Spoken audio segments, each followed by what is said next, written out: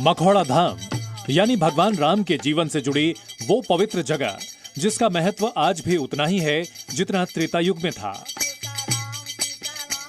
अयोध्या से करीब 17 किलोमीटर दूर उत्तर प्रदेश के बस्ती जिले में मखौड़ा धाम मौजूद है। पौराणिक मान्यताओं के मुताबिक इस धाम का महत्व भगवान श्री राम के धरती पर अवतार लेने से है। सूर्यवंशी राजा दशरथ की 3 रानियां थीं, लेकिन किसी को पुत्र प्राप्ति नहीं हुई थी, जिसकी वजह से उत्तराधिकारी का संकट खड़ा हो गया। वाल्मीकि रामायण और रामचरितमानस में राजा दशरथ की उत्तराधिकारी वाली चिंता को उनकी गुरुमाता महर्षि वशिष्ठ की पत्नी ने महसूस किया और महर्षि को इस चिंता के बारे में बताया। इसके बाद राजा दशरथ पुत्र प्राप्ति का उपाय पूछने के लिए महर्षि वशिष्ठ के पास पहुंचे। तब महर्षि वशिष्ठ ने राजा दशरथ को पुत्रेष्टि यज्ञ करने की सलाह दी।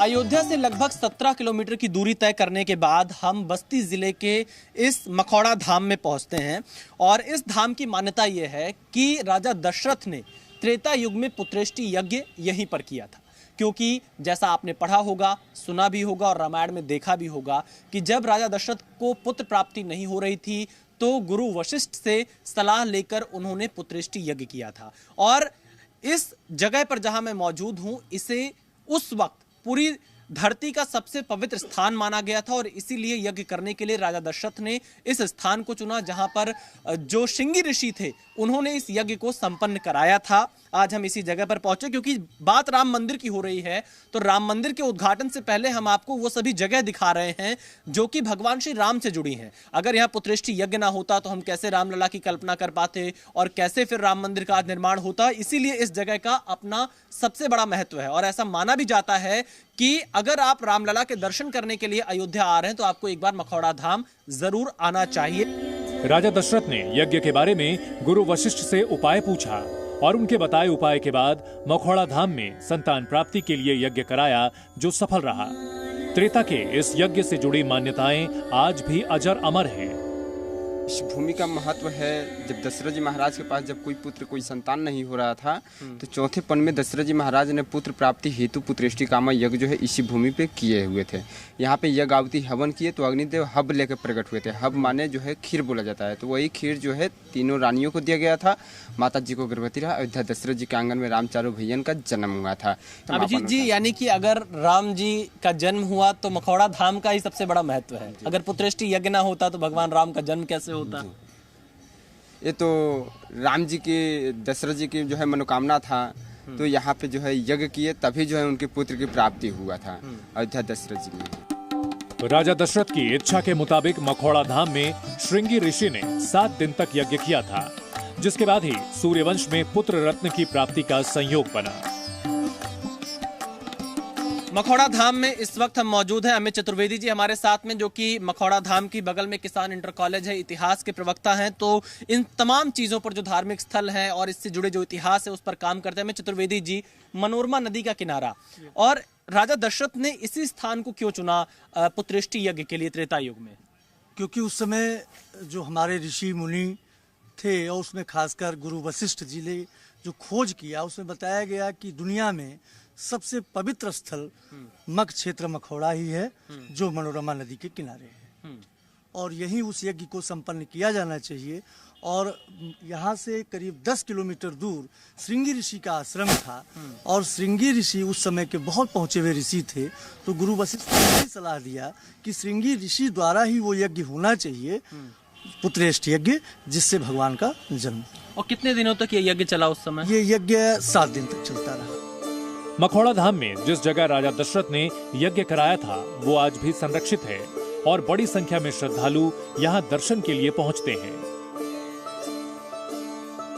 मखौड़ा धाम में ये मनोरमा नदी का किनारा है और इसी जगह पर राजा दशरथ ने पुत्रेष्टि यज्ञ किया था और यह यज्ञ लगभग 7 दिनों तक चला था। इस नदी की भी अपनी मान्यता है और साथ ही वो आज भी यहाँ पर एक यज्ञशाला बनाकर रखी गई है जहाँ पर मैं मौजूद हूँ और इसी यज्ञशाला में राजा दशरथ ने लगभग 7 दिनों तक यज्ञ किया था। उसके बाद राजा दशरथ को 4 पुत्रों की प्राप्ति हुई थी और यहाँ पर आज भी यज्ञशाला बना हुआ है। भजन यहाँ पर भगवान श्री राम का चलता रहता है और इस जगह को काफी महत्व का जगह इसलिए माना जाता है, इतने पवित्र भूमि मानी जाती है क्योंकि जिस जगह पर यज्ञ करके भगवान श्री राम का जन्म हुआ हो उस जगह की अपनी अलग मान्यता होगी, अपनी अलग यहाँ पर उसका महत्व होगा। और इसीलिए लोग यहाँ पर इस मनोरमा नदी में स्नान करने के लिए आते हैं, मख भूमि यानी मखौड़ा धाम के दर्शन के लिए आते हैं। और अब राम मंदिर के उद्घाटन से पहले यहाँ पर भी एक बड़े उत्सव की तैयारी की जा रही है कि अगर भगवान श्री राम का मंदिर बनकर तैयार हो रहा है, उसका उद्घाटन हो रहा है, तो मख भूमि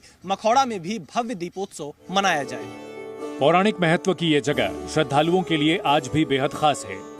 हर साल होने वाली 84 कोसी परिक्रमा का आगाज इसी धाम से होता है और यात्रा खत्म भी यहीं होती है।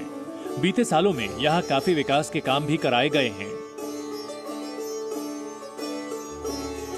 इस जगह पर राजा दशरथ ने पुत्रेष्टि किया था, बस वो इसको थोड़ा सा नया लुक मॉडिफाई किया गया है, जिससे क्योंकि पहले यहाँ पर कीचड़ हुआ करता था, पत्ता और भी गंदगियाँ थी, इसको थोड़ा सा सौंदर्यीकरण दिया गया जिससे दर्शन करने लोग आए तो थोड़ा सा उनको बैठने और उठने के लिए व्यवस्था हो सके।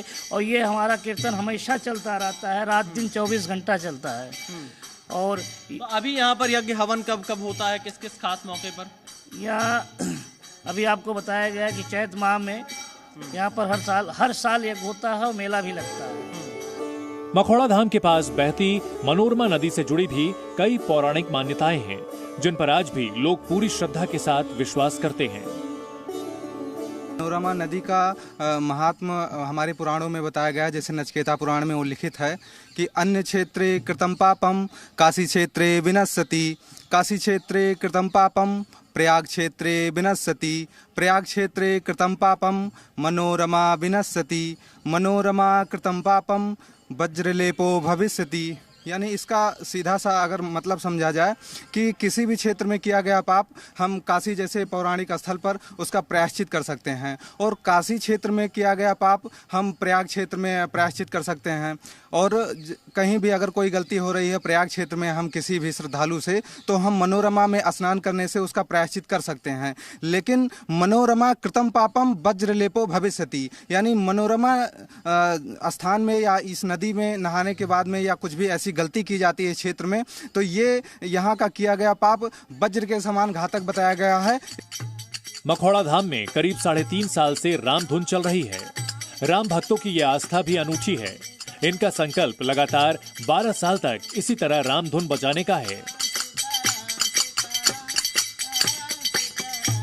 क्या कहना चाहेंगे आप, कब से ये धुन चल रही है सीताराम की? 3 साल से 3.5 साल। और कब तक चलाएंगे? अभी 3.5 साल और 12 साल तक चलेगा ये। 12 साल तक? हाँ। लगातार? हाँ। कोई इसके पीछे? 12 साल में 3.5 साल हो गया। अच्छा, तो इसको शुरू करने के पीछे क्या मकसद था? इस धुन को क्या संकल्प लेके शुरू किया? सकलो किया सीताराम लेकर के, दूसरा चीज नहीं। हाँ, ये सीताराम छड़ा दूसरा चीज नहीं। अच्छा, सीताराम का ही संकल्प? हाँ, खाली सीताराम। अयोध्या में मंदिर के उद्घाटन की तारीख नजदीक है, तो मखौड़ा धाम में भी 22 जनवरी को दीपोत्सव मनाने की तैयारी है, जिसे लेकर काफी उत्साह देखा जा रहा है। मखौड़ा धाम जो कि हमारा एक मिनी अयोध्या के तौर पर डेवलप होने वाला है, राम मंदिर के उस दिन जिस दिन उद्घाटन है 22 जनवरी के उपलक्ष्य में, हम लोग यहाँ पर एक भव्य दीपोत्सव का प्रोग्राम करने के लिए जो है सोच रहे हैं, और उसको किया भी जाएगा। कितने हजार दिए जलाए जाएंगे? 11,000 के करीब। 11,000 दिए। इससे पहले भी जो है दीपोत्सव हुआ था, 11,000 दीपों का प्रोग्राम हुआ था। फिर देव दीपावली के दिन भी 5100 दीपों का जो यहाँ पर दीपोत्सव मनाया गया था। मर्यादा पुरुषोत्तम भगवान राम का जन्म भले ही अयोध्या में हुआ हो, लेकिन मखौड़ा धाम की अहमियत भी उतनी ही है। इसका पौराणिक महत्व भक्तों को अपनी ओर खींचता है और एक पवित्र धार्मिक स्थल के रूप में भी इसकी मान्यता है।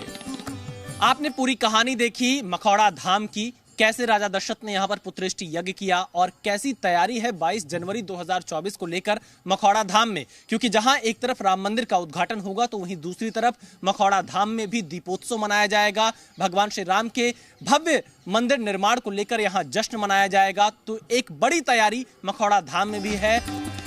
देश और दुनिया के राम भक्त जब 22 जनवरी का बेसब्री से इंतजार कर रहे हैं, तो मखौड़ा धाम में भी उत्सव मनाने की तैयारी है। सभी इस बात से खुश हैं कि उनके आराध्य श्री राम अब अपने भव्य धाम में विराजमान हो जाएंगे। मखौड़ा धाम से विशाल पांडे के साथ ब्यूरो रिपोर्ट, जी मीडिया। Zee News.